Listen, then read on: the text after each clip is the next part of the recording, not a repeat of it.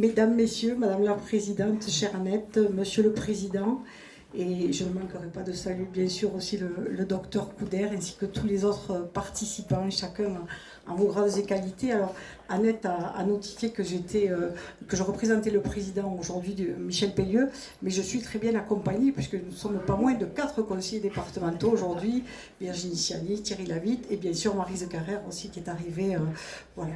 Donc je tiens à saluer la présence de tout ce monde parce que nous sommes un département où vraiment la santé garde une importance capitale comme elle est pour chacun de nous tous ici présents et comme chacun des citoyens de ce département.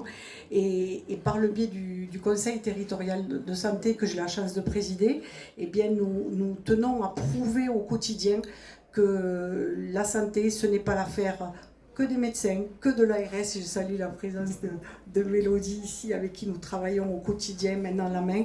C'est l'affaire de chacun de nous tous. C'est l'affaire des professionnels de la santé. C'est l'affaire des institutions. Et je salue M. Dublé qui est toujours très présent à nos côtés. C'est l'affaire des élus, des politiques. C'est l'affaire des usagers. Le nom est toujours très vilain, je dis, mais c'est comme ça. Et le CTS est capable de réunir tout ce monde-là.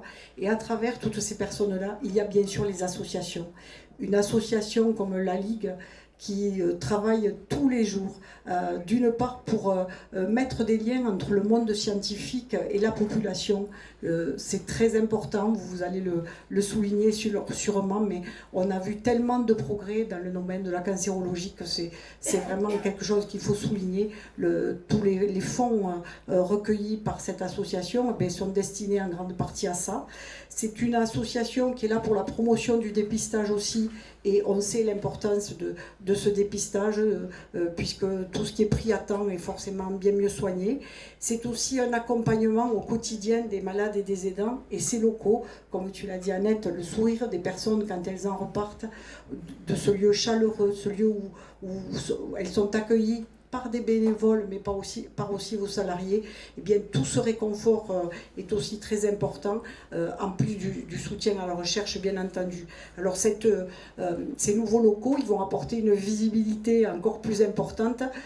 Monsieur le Président de la Ligue nationale, vous allez entendre parler de l'association des Hautes-Pyrénées, parce qu'elle est très connue, cette association, de par le dynamisme qu'elle a sur notre territoire.